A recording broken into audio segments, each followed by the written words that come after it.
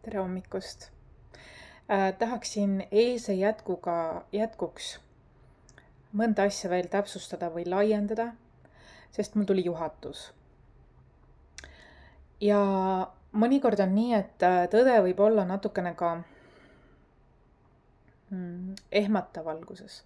Sest me oleme teatud mõttes loonud endale mingid ootused, mingid visioonid, mingi muinasjutud. Nagu eile jutuks tuli. Ja seda eriti, kui me oleme kõrgema hingesideme teekonnal. Olgu öeldud, et tegelikult mul on seda võib-olla raske ja ma kaalusin väga palju, et kas ma siis nagu üldse peaksin seda jagama, kas see üldse on minu asi jagada üldkollektiivselt sellist informatsiooni, siis tuli mulle tegelikult konkreetne jah, pead küll, sellepärast, et nagu ka eile tegelikult üks kaart näitas, see kaotuse kaart oli päris tõsine kaart tegelikult. Tähendab, mõnikord on nii, et keegi hingeline võib kohtuda kellegi külma hingetuga. Ja hingetu võib mängida hingelisega ja mängida sellisel moel, et panna teda uskuma, et tema on tema kõrgem hingeside. Ja siis külmalt lõigata ennast ikkagi ära. Mängida, püüda lõksu ja siis lõigata külmalt ära. Hüljata, maha jätta, mida iganes. Tahan seda täpsustada. Asi ei ole sinus, kui see juhtub. See on üldkollektiivne lugemine. Kui see juhtub, see asi ei ole... Miks ma seda pean tegema, sellepärast öeldakse, et siin keegi võib siin talvepööripäeval või see nüüd holiday season tunda isegi, et what's the point of living? Sest ma arvasin, et tema on minu armastus või mingi selline teema, et ei nähta enam põhjust kahjuks ka elamiseks, kui nii ekstreemselt ja sellepärast ma seda ka jagan. Selles ma seda teemat jagan, et su hing teaks juba ennatlikult, et see, mis sind ees ootab, ei ole nii-öelda... Sa oled liiga suured illusioonid või liiga suure sa oled liiga... Sinuga on mängitud, sest see on olnud niisugune karmaatiline õppetund nii sulle kui ka teisele. Ma näen, et siin on tegemist küll väga mängulisusega ja hoolimisega, aga see on nagu sõbralik töö. Mul ei taheta, et ma sellest räägin. Ma räägin sellest siiski ikkagi. Keegi ei taha, et ma räägin. Universum tahab. Kaitseinglid, sinu teejuhid, hingelise teejuhid tahavad, et ma räägiksin. Et sa teaksid, et su kukkumine ei oleks liiga kõrgelt, liiga valus. Et su kukkumine oleks selline lange varjuga või heelium õhupalli kogusega natuke softer, et tuleksid tagasi enda keskmesse. Et oled driftinud kaugele. Sul on tegemist kellegi väga külmaga, kes püüab, tähendab ma ei tea, kas sina oled talle teinud mingit mängu varem. Või sa oled kellegile teinud. Ja temal on ka keegi teinud. Kas sina või keegi teine või mõlemad variandid ka. Need on mingid kordusmustrid. Ja millegi pärast on te olete tulnud kokku selleks, et nüüd suure pauguga veel see pööripäeva paiku või nii-öelda enne veel aastavahetust tähendab. Tulla kokku, te ei ole kõrgem hingeside. Te olete eelmäng või eeltöö, eeltransformatsioon, ärkamise protsessi olulised mutrivõtmekesed või mutrikesed tervikus. Nimelt, te tulite peegeldama teineteise varju külgi, et teile meeldib teiste inimestega mängida. Jätate mulje, nagu te väga hoolite, loote usaldusbaasi, aga tegelikult te kardate lähedust. Tegelikult mängite rohkem kui ühe variandiga. Lihtsalt sellepärast, et te tegelikult ei tunnete, tahaksite lähedust, aga ei ole nagu kardate seda samas ka kui tuld või kui midagi. Ja sellepärast te mängite ja ma näen, et siin on ka nagu kättemaks või tagasi tegemine mehe ja naise poolt. Meeste ja naiste kättemaks on siin ka, aga seda tehakse, kuidas öelda, mitte veriselt nugadega või mingi selline kättemaks. Aga tahetakse, et teisele läheb see korda, et õppetund saaks õpitud. Ma tajun, et siin on hingedevaheline selline olukord, kus sõbralik tögamine, aga see tögamine võib mõne jaoks olla sõbralik ja naljakas, aga teise jaoks võib see maksta elu. Nali went too far, mäng on läinud liiga kaugele. Mängitakse mitme variandiga ja antakse illusioon, et ma tahan sind, kuid tegelikult tal on hoopis juba valik tehtud kellegi muuga. Mul on kahju, asi ei ole sinus, asi on õppetunnis. Nüüd ongi sinu olukord see, et sa saaksid sellest aru, et see ei tuleks sulle ootamatult, et sa saaksid aru tegelikult. Kõrgem hingeside ongi sünnist saati üks mitte meelakkumine. Vaata, arvatakse, et divine feminine, divine masculine on, mis neil viga?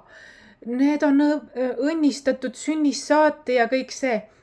Jah, nad on küll õnnistatud, kuid kõik kõrgema hingesideme liikmed on alati näinud ränka vaeva ja ekstra väljakutseid elus erinevate vastandjõudude poolt. Nad on küll õnnistatud ja kaitstud, kuid väljakutset on neile veeretatud, et neid testida. See on eeltöölt, et neid testida, kas nad on valmis üldsegi divine liiduks ja kui nad on, vabanemine, keha vabanem, ja kui nad on, siis see ja see on nagu lõppfaas, et mõlemapoolselt erinevad nii-öelda varjud plahvatuslikult haihtuvad, kaovad, lahustuvad. Justkui nagu mingi konsoolimängus kuskil mingid levelid on siis pääsitud, et see on divine'i elu tegelikult. Et vastandjõud väga tahavad neid ju maha tõmmata loomulikult. Aga kui nemad saavutavad tasakaalu enda sees, seda suuremaks läheb see divine protection. Seda suuremaks läheb nende sisemine rahu. Seda alkeemilisemaks nad muutuvad. Ja mida alkeemilisemaks nad selles teekonnas läbi sünnist saati kuni lõpuni välja, neil on tihti karmaatilised vanemad või üks karmaatiline vanem, kes on õel nende vastu. See tähendab seda, et nad on tegelikult olnud juba lapsest saati haavatavas abitus olukorras, aga nad on olnud puutumatud. Ka mul on olnud, Stefan Hausner küsis üldse, et kuidas sa üldse elus oled olnud? Et ühe vanema tõttu olen. Üks vanem töötas vastu, teine töötas poolt, õnnistas ja selle tõttu ma olen. Et vastandjõud, eks? Domineerivad vastandjõud. Eks meis kõigis on kõik mõlemad osapooled, tasakaalujõud on meis mõlemas on, kui looduse osas on meil kõik olemas enda sees tervikkomplekt, kuid mis domineerib, on see küsimus. Mida me valime? Ja ma tahangi selle illusiooni maha tõmmata, et divine beingute elu ei ole lust ja lillepidu. See on olnud täis väljakutseid, õeluseid ja nii edasi, aga seda enam, kuna nad on ikkagi suure kaitse all looduse poolt, kes neid testib lihtsalt tugevamaks, vastupidavamaks, julgemaks muutuda. Ja immuunsüsteem nagu kasvatada ja endaga paremasse kontakti saada. et nad on kaitstud, on ju tõepoolest, et beebist saati olla niimoodi haavatavas seisukorras, kui keegi juba siis ei soovinud sulle tegelikult ju head, sisimas, töötas sinu vastu pahatahtlikult. Kui nüüd mõelda täiskasvanud, päris scary, aga kõikidel divine being utel on kas 1 või 2 karmaatilist vanemat. Ja aga neil on ka keegi, kas või üks isik või nemad ise, aga tavaliselt üks isik vähemalt, kes neid nii-öelda õnnistab või on neile suureks kaitseks. Alati, see mingi tasakaal on alati elus. Ma mõte on see, et see, mis ma ütlesin eile, et mingi unistus, mida on nagu kasvatatud ja nii edasi, see ei ole maailma lõpp, kui see tõde nüüd selgub, tea seda. Seal tuli ka välja, et esimene maja, sa kukud enda elu loomisse, iseendasse, suuremasse mina tunnetusse läbi selle. Sa saad ka aru, et ka sina oled mängija olnud, sest ka sina oled kartnud lähedust, sest arvatavasti teil mõlemal on olnud karmaatilised vanemad ja te kardate lähisuhet. Ja see ei pruugi isegi tal õnnestuda selle teise inimesega, sest ta tegelikult valis kättemaksu kellegile kolmandale. Kunagi sa ei saa tõelist armastust, kui sa lähed enne seda veel kellegile kätte maksma. Enese armastuse töö on vaja teha ära, et jõuda tõelise armastuseni. Ennast on vaja hakata armastama rohkem. Mitte kätte maksma, mitte mänguliselt. Tähendab, mida te teete, selle mänguga te olete toitnud teineteise teemoneid või varjukülgi. Ja olete tegelikult saboteerinud iseennast, vastandunud iseenda tõeliste vajadustega. Ma näen, et kahjuks ma pean sulle seda ütlema, et temal ei ole sellised tunded sinu vastu, nagu sinul on tema vastu. Need ei ole siirad. Vaid on võimu võitlevad, kättemaksulised, tagasitegemist soovivad. Ta näeb sind kui vennana, mitte kui partnerit.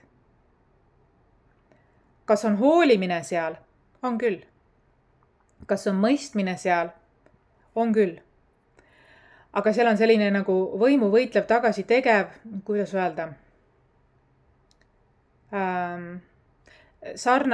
olete sarnased ka, võib-olla teie elulood on isegi sarnased, aga tema ei ole sinu kõrgem hingeside selles mõttes, et see. Ja võib-olla su loodus on nii krutitud ülesse, et see reaalsus või see tõde võib sind kukutada alla, aga minu point ongi see, et seda tasapisi teha, sest sa teatud mõttes elad kuskil tulevikupunktis hetkel. Ja kui see juhtub, siis see on reaalsuskool tuleb sellega varem või hiljem. Ja tahangi öelda seda, et see on sinu hingeõppetund mitte mängida lähisuhetes, kui sa tegelikult tahaksid hoopis midagi muud. Ja mitte manipuleerida. Te mõlemad olete üks-ühele seda peegeldanud. Et ka teis on selline see külg veel, mis takistab teid tõelise armastuseni jõudmast. Mul on kahju, see on üldkollektiivne lugemine. Tahan teile öelda seda, et midagi, ja ma mõtlen seda, et mitte ükski armastus, isegi sinu kõrgem hingeside ei vääri sinu elu lõppemist või katkemist. Iga kõrgem hingeside kasvatab sind kui tervikut. Ootab sinult endaga aus olemist ja kasvamist. Aga selle pauguga, mis nüüd tuleb, kindlasti tuleb see, et sul mingid anded avalduvad, läbi selle nagu sulle võib-olla raskema kogemuse, sest sa oled uskunud armastusse ja siis on selline nagu hakkad mõistma, et see oli lihtsalt üks õhumull või mõistad, jah. et lihtsalt üks mäng ja manipulatsioon ja mitte midagi tegelikult tõsiselt. Et see on selline wake-up call, see on ärkamine. Ja selle ärkamisega ongi oluline see, et sul mingid anded avalduvad. Ja see kutsub ja tõmbab, su hing kutsub ja tõmbab sind sinu enda nii-öelda teele. Ja seal niikuinii on küllus, armastus, see. Ja sellel teel sa kohtad, kes on tegelikult mõeldud sulle. Ja see inimene, sa ei pruugi isegi selle inimesega veel olla kohtunud. Ma näed, kõik su eelnevad suhted on olnud sinu enda enese saboteerimise lõpetamiseks. Sa võib-olla näed seda väga vaevaliselt, ohvrimeelselt, et mul ei olegi mõeldud, et kogu mu elu, nagu ma ütlesin, divainidel on olnud tegelikult väga keeruline ja väljakutsuv elu ja võib nagu minna sinna ohvrimeelsuse lõksu, kuid see ei ole meie eesmärk. Meie eesmärk on olla kangelane ja kangelanna ja eeskäija teistele. Ja sellepärast ma seda sõnumit ka sinuga jagan, et sa alla ei annaks, vaid mõistaksid, see oli üks stepping stone. See olukord, mis oli või tuleb, kellelgi juba võib-olla ka oli, aga mõnel veel tuleb nüüd lähiajal kohe veel enne aastavahetust.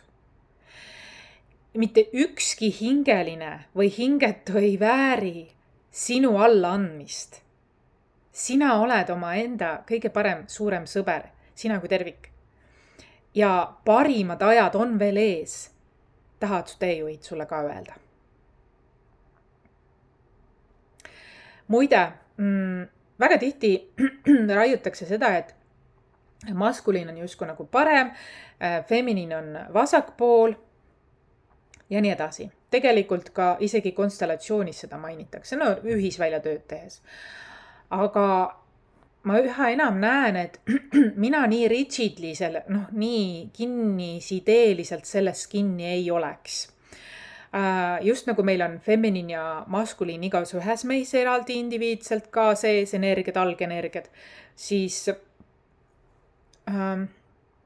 mõnel asub divine maskuliin vasakul pool, mõnel paremal pool. Ja see ongi sellepärast, et kumb energia temas rohkem domineerib, kas feminiin või maskuliin. Ja ma mõtlen divine feminiin või divine maskuliin, mitte distorted. Selle eesmärk, kes on vasakul või paremal, see on vana kooli dominatsiooni mingi see. See on distorted feminiin ja maskuliin võimuvõitlused, kes nüüd paremal asub, võitleme selle nimel või oleme nüüd solvunud selle nimel. Ei. Uues ajas on see niimoodi, et mõlemad on niikuinii divine'is, see tähendab seda, et niikuinii on seal respekt. Niikuinii on seal tasakaal. Kas sa oled vasakul või paremal pool, kas sinu divine maskuliin või divine feminiin, kummal pool ta on, vahet pole, kui ta on divine energias, endaga heas kontaktis, balansseeritud, siis pigem see liit järgib sünni omast või loomulikku algenergia, domineeriva algenergia või kõige algsema energia essentsi. Kui seal on kerge erinevus, et ühel domineerib see või teisel see, aga võib-olla nad, kunagi ei ole vaata ju võrdväärselt tasakaalus või võrdväärselt. Alati seal on mingi nüansi niisugune nagu erinevus ikkagi ka. Et mingi areng peab ka olema, eks. Ja tahtsin lihtsalt seda kinnitada, et ära raiu seda kivisse, et nüüd parem või vasak, et kes nüüd seal on, et nüüd siis on kord majas. Ei, see loob actually vaenu. Selline attitude loob vaenu, nagu meil on tegelikult kogu ajaloogu näidanud naiste ja meestega. Ei ole vaja seda niisugust nagu ainult nii mustvalge ja ei. Me oleme näinud kui palju vaenu ja äärmusi see tegelikult hakkab looma väga sügaval alateadlikul tasandil. See ei ole vajalik. Meil on vaja luua sünergilist koostööd, mõista algenergiaid, teha loodusega koostööd selles mõttes. Ja minna sellega kaasa, et kuidas on kõige loomuomasem. Tunnetada, tajuda seda, järgida seda, aksepteerida seda, et ei ole nagu valget, ei ole õiget ega valet.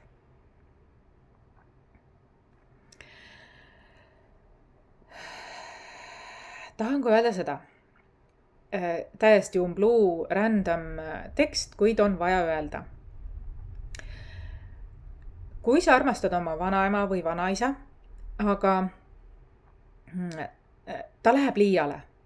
Tema sisemine kriitik läheb liiale ja ta valab seda sinu üle, nii et sinu sisemine kriitik ka kasvab või ühesõnaga mida iganes. Ta läheb liiga oma naljadega üle piiri.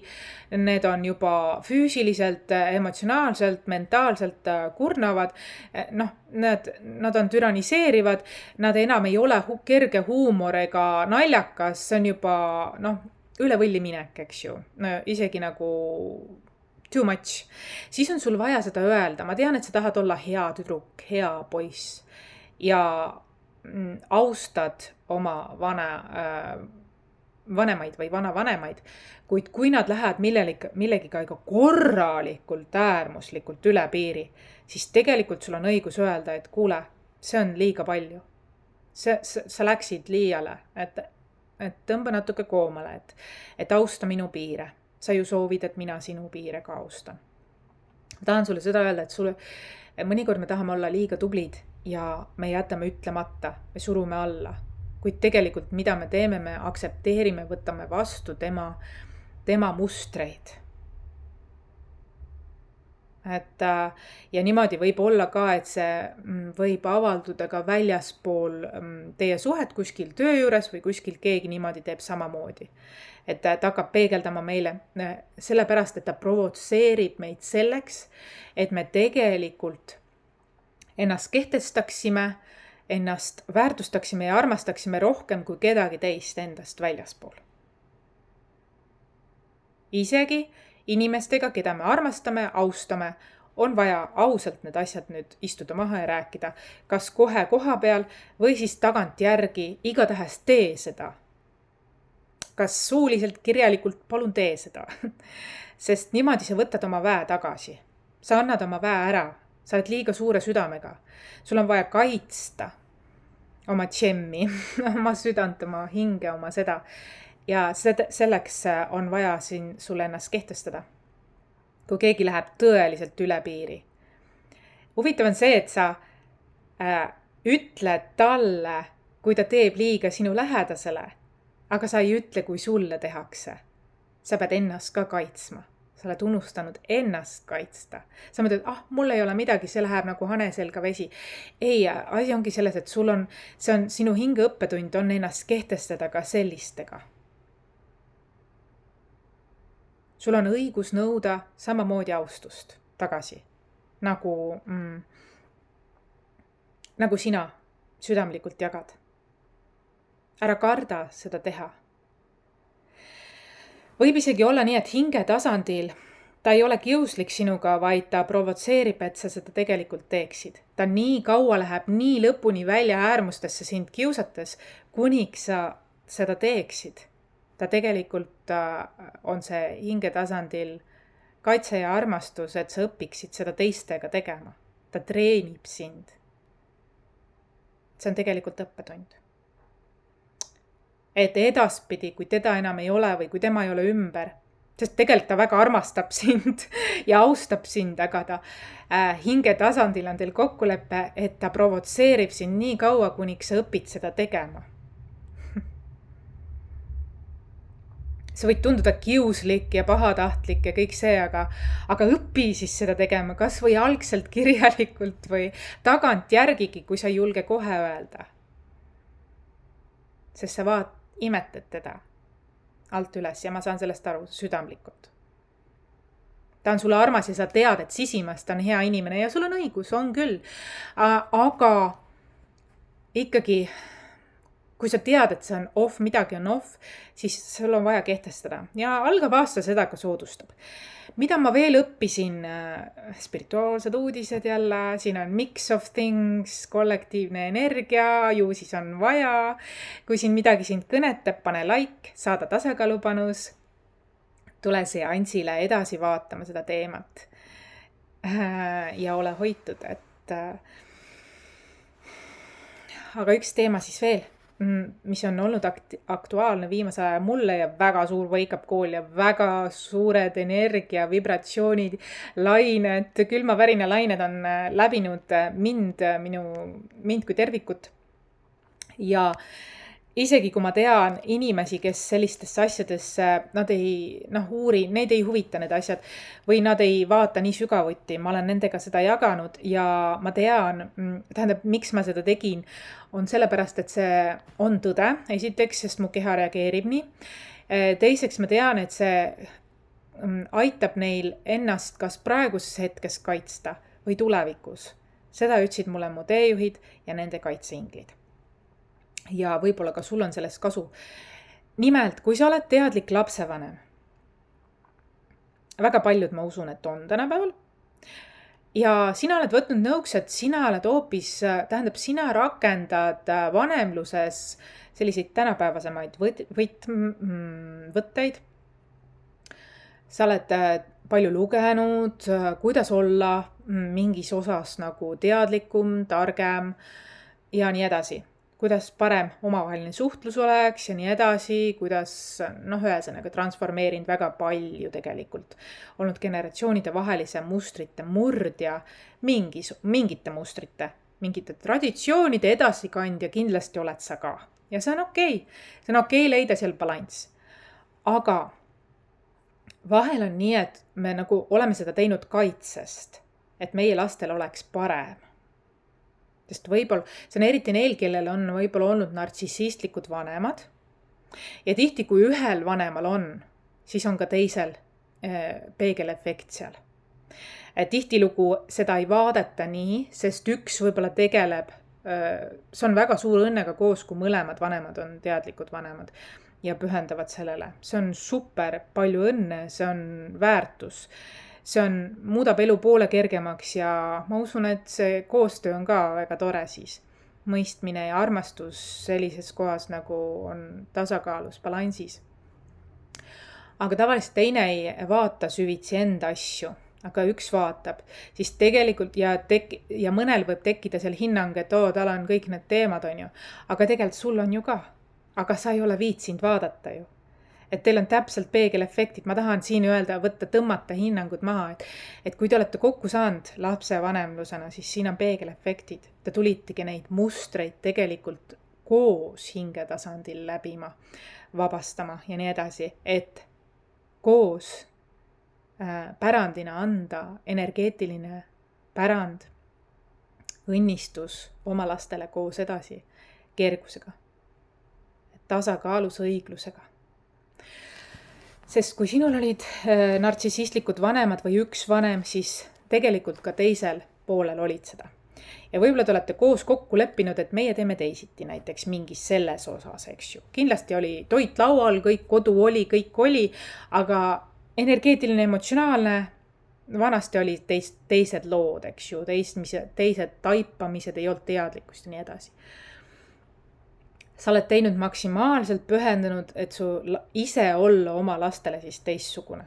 Sa oled seda igapäevaselt lihvinud, teinud.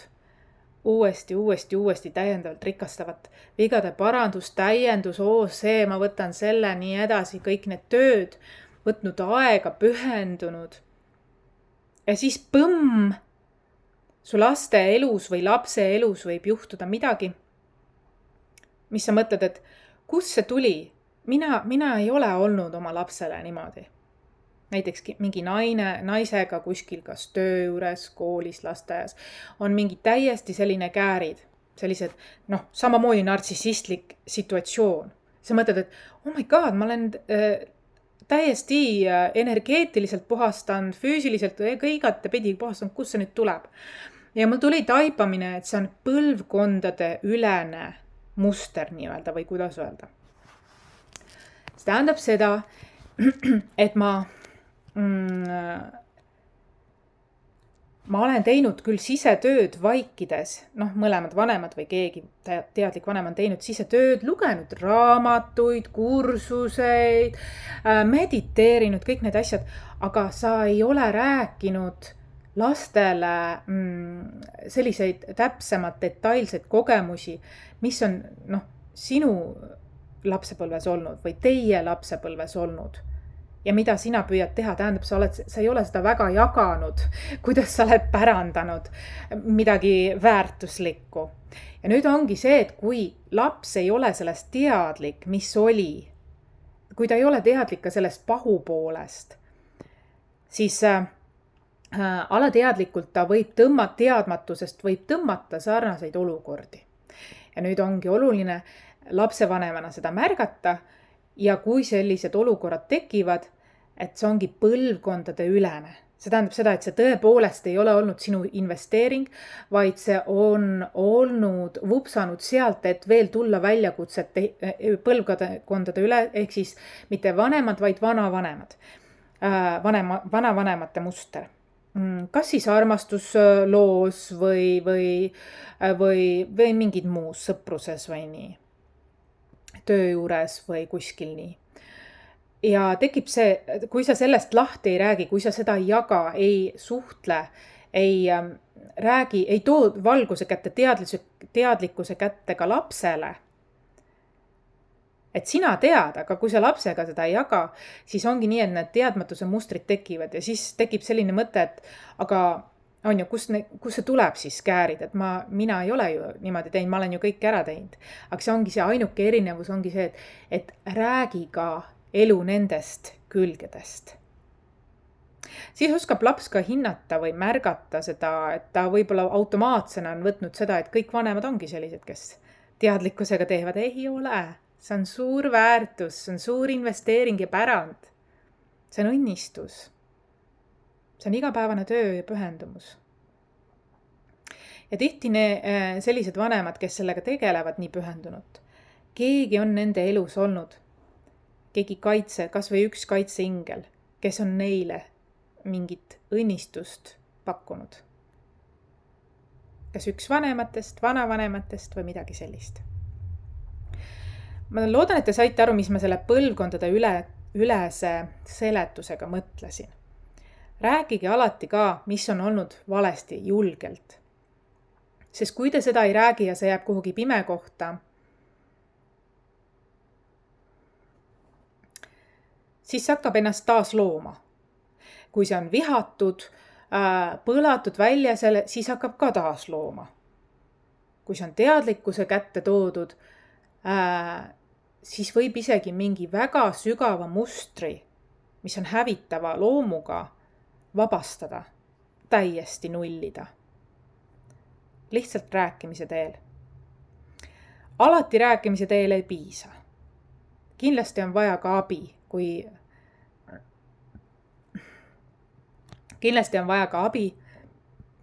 on mingi suurem muster või arusaamatus, kui ei ole teadlikkust.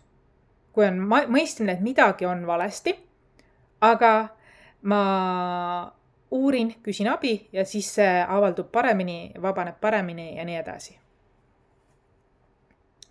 Et see on ka praegu nagu teemas väga paljudel kollektiivis. Muide, eile ma panin, et midagi väga ägedat on juhtumas. See inimene isegi ei vaatanud mu videot praegu veel, kuigi ta jälgib. Siis mul tuli uudis, et minu ingliskeelne raamat saigi häid jõule üles. Varsti hakkan jagama linke nii oma koduleheküljel kui ka siin. Ja peaks vist tulema mingi proovieksemplar ka, loodan, et kõik toimib ja see, et minu jaoks on see üks unistuse täitumisi küll. Ja kui sa oled kõrgemas hingesidemes, hästi aeglusta protsessi, väga paljud ennem kui tõeline side tuleb, testitakse sind ja öeldakse sulle ära toida oma teemoneid, ära toida oma hirme, oma vaenlasi, oma varjukülgi. Märka seda, et sa oled varem olnud selline mängur, aga kui sa tahad seda, siis sa pead midagi nagu ohverdama ära. Midagi vana, kas uskumus, harjumus, vana kõrgem hingesideme või karmaside või mida iganes, et tegema ruumi uuele, kui sa tahad seda tõelist, et see ongi tegelikult selle eesmärk. Aga mis on sinu joondumus, on see, et käi oma missiooni. See aitab sul tunda ennast kirglikuna, elavana ja see aitab sul mõelda, et mitte ükski armastus ei ole tähtsam kui minu enda enesearmastus ja minu enda hingekutse ja elutöö. Kõik muu hakkab ennast ise looma minu ümber, resoneeruma minuga. Ja tihti ongi see, et kui sa oled nagu vanast uuele ülemineku faasis, mida praegu kõik on kollektiivis globaalselt, siis ongi nii, et elu testib sind ekstra nende vanade nendega veel ja sul võib tekkida lootusetuse tunne vahel, aga tea siis, et sellest aitab üle saada, kui sa käid oma rada ja kohtled teisi nii, nagu sa soovid, et sind koheldaks. Siis sa kiirendad oma kõrgema hingesideme tasakaalustunud protsessi ka. Sest sellega sa näitad, kuidas sa kohtled iseennast. Ja kuidas sa tahaksid, et sind koheldaks. Et sa väljendad nii. Sa ei vaiki enam seal. Sa ei oota, et teised oletavad. Ja sa ei oleta ise. Sa väljendad ennast. Läbi oma töö kas või loomingu. Ole hoitud, ole kaitstud. Kohtumiseni.